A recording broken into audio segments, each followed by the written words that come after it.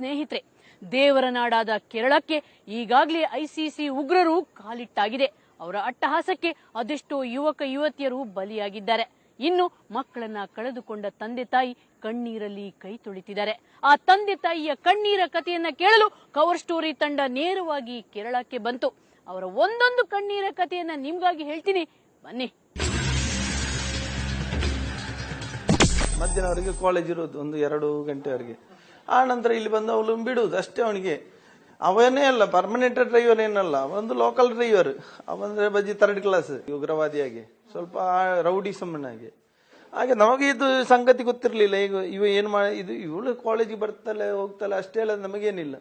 ಇವರ ಆ ಮೆಡಿಸಿನ್ ಹಾಕಿ ಇವಳನ್ನು ಏನ್ ಮಾಡಿದರು. ಮತ್ತೆ ನಾವು ಈಗ ತಾಯಿ ಇದ್ದಾರೆ, ತಾಯಿ ಅನ್ನೋದ್ರು ಏನಿಲ್ಲ ಅವಳಿಗೆ, ಅಂದ್ರೆ ಅವರಲ್ಲದೆ ಬೇರೆ ಯಾರಿಲ್ಲ, ನಮ್ಮ ಫ್ಯಾಮಿಲಿ ಆಗಲಿ ಯಾರಾಗ್ಲಿ ಅವರಿಗೆ ಯಾವ ಇದಿಲ್ಲ.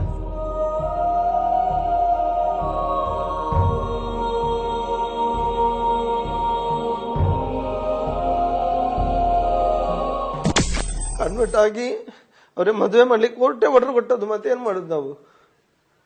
ನಮಗೆ ಏನ್ ಮಾಡ್ಲಿಕ್ಕೆ ಆಗುದಿಲ್ಲಲ್ಲ. ಇಷ್ಟರವರೆಗೆ ನಮಗೆ ಸುದ್ದಿ ಇಲ್ಲ. ಇಷ್ಟವರೆಗೆ 3 ವರ್ಷ ಆಯ್ತು. ಒಂದು ಲೆಟರ್, ಒಂದು ಫೋನ್ ಆಗ್ಲಿ ಏನಾಗ್ಲಿ ಯಾವುದಿಲ್ಲ, ಏನು ಗೊತ್ತಿಲ್ಲ. നെറ്റിലാണ് വിളിക്കുന്നത്, അതുകൊണ്ട് എനിക്ക് സംശയമാണ്.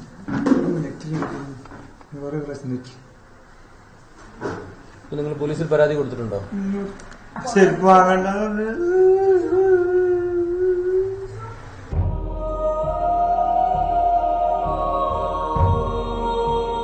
ಇದು ತಮ್ಮ ಎದೆ ಎತ್ತರಕ್ಕೆ ಬೆಳೆದ ಮಕ್ಕಳನ್ನ ಕಣ್ಣ ಮುಂದೆಯೇ ಕಳೆದುಕೊಂಡ ಹೆತ್ತವರ ಕಣ್ಣೀರ ಕತೆ. ತಮ್ಮ ಮಕ್ಕಳು ಐಸಿಸಿ ಪಾಲಾಗಿದ್ದಾರೆ ಅನ್ನೋ ಸುದ್ದಿ ಬರ ಸಿಡಿಲಿನಂತೆ ಎರಗಿದಾಗ ಹೆತ್ತವರು ಪಟ್ಟ ಸಂಕಟ ಇದು. IS പെട്ടുപോയിട്ടുണ്ടെങ്കിൽ എനിക്ക് വേണ്ടവന് അത് എന്താണ് ഗവൺമെന്റ് എന്താണ് ചെയ്യുന്നത് അതുപോലെ ചെയ്യാം. അത് നാട് എനിക്കത് മോനായിട്ട് ഞാൻ കാണിയില്ല അവനെ. ಎಸ್, ಇವರೆಲ್ಲ ಕೇರಳದ ಕಾಸರಗೋಡಿನ ನಿವಾಸಿಗಳು. ಇತ್ತೀಚೆಗೆ ಕಾಸರಗೋಡು 1ರಿಂದಲೇ 17 ಮಂದಿ ಹಾಗೂ ಇತರ ಕಡೆಯಿಂದ 5 ಮಂದಿ, ಒಟ್ಟು 21 ಮಂದಿ ಐಸಿಸ್ ಉಗ್ರ ಸಂಘಟನೆ ಸೇರಲು ಭಾರತ ತೊರೆದಿದ್ದಾರೆ ಅನ್ನೋ ದೂರು ದಾಖಲಾಯಿತು. ಇದು ಇಡೀ ದೇಶವನ್ನೇ ಬೆಚ್ಚಿ ಬೀಳಿಸುವಂತೆ ಮಾಡಿತು. ತಕ್ಷಣ ಎಚ್ಚೆತ್ತುಕೊಂಡ ಕೇರಳ ಸರ್ಕಾರ ಈ ಪ್ರಕರಣದ ತನಿಖೆಗೆ ವಿಶೇಷ ತನಿಖಾ ತಂಡ ರಚಿಸಿತು. ಜೊತೆಗೆ ರಾಷ್ಟ್ರೀಯ ತನಿಖಾ ದಳವು ಇದರ ತನಿಖೆ ನಡೆಸುತ್ತಿದೆ.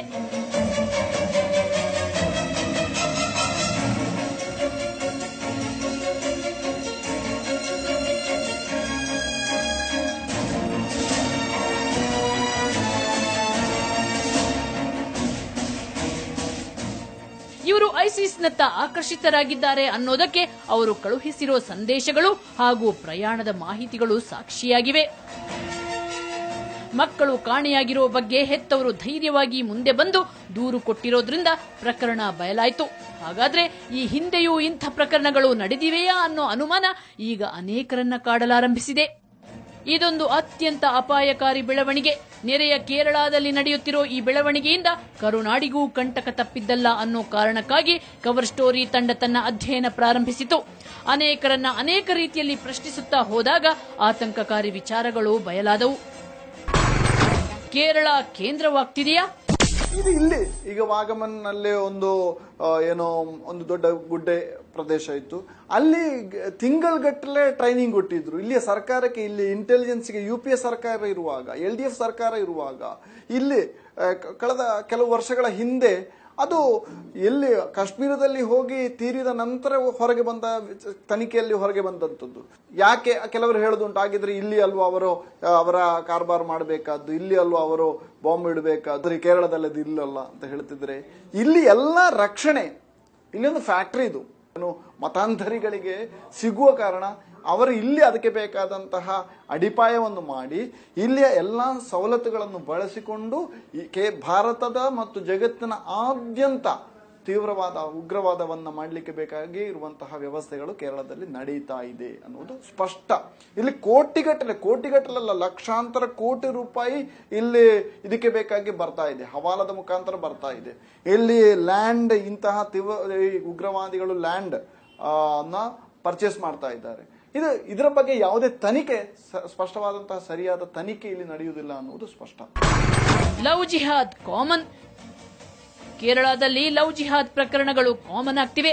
ನವ ತರುಣ ತರುಣಿಯರನ್ನು ಪ್ರೀತಿ ಪ್ರೇಮ ಪಾಶಕ್ಕೆ ಸಿಲುಕಿಸೋದು, ಬಳಿಕ ಅವರನ್ನ ಮತಾಂತರ ಮಾಡೋದು, ಕೊನೆಗೆ ಅವರನ್ನ ವಿದೇಶಕ್ಕೆ ಕರೆದೊಯ್ದು ಕಣ್ಮರೆಯಾಗುತ್ತಿರುವ ಪ್ರಕರಣಗಳು ಇಲ್ಲಿ ಸಾಮಾನ್ಯವಾಗುತ್ತಿವೆ. ಇದರಲ್ಲಿ ಐಸಿಸಿ ಕೈವಾಡ ಇದೆಯಾ ಅನ್ನೋ ಶಂಕೆ ಕೂಡ ಈಗ ವ್ಯಕ್ತವಾಗುತ್ತಿದೆ.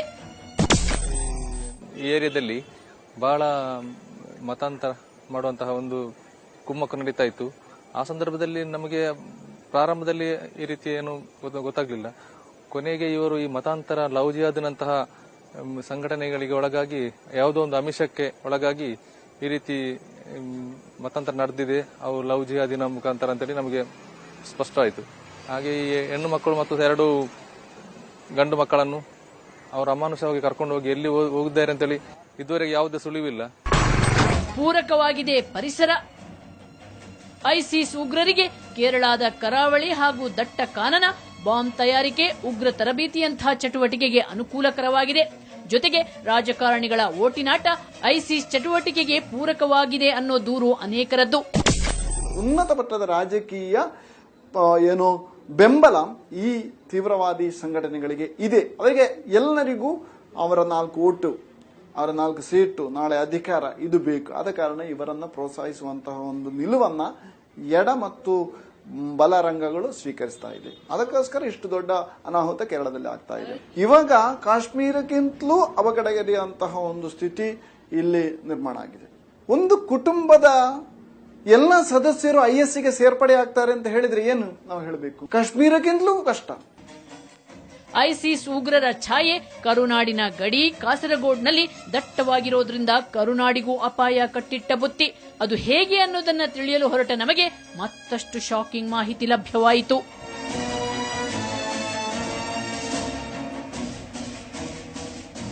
ಸ್ನೇಹಿತರೆ, ನೋಡಿದ್ರಲ್ಲ ಯಾವ ರೀತಿ ಈ ಐಸಿಸಿ ಉಗ್ರರು ಕೇರಳದಲ್ಲಿ ಅಟ್ಟಹಾಸ ಮೆರೀತಿದ್ದಾರೆ ಅನ್ನೋದನ್ನ.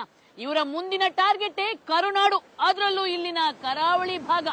ಇಲ್ಲಿ ಅವರು ಯಾವ ರೀತಿ ದಾಳಿ ಮಾಡಲು ಪ್ಲಾನ್ ಮಾಡ್ತಿದ್ದಾರೆ ಅನ್ನೋದನ್ನ ಹೇಳ್ತೀನಿ ಚಿಕ್ಕ ಬ್ರೇಕ್ನ ನಂತರ.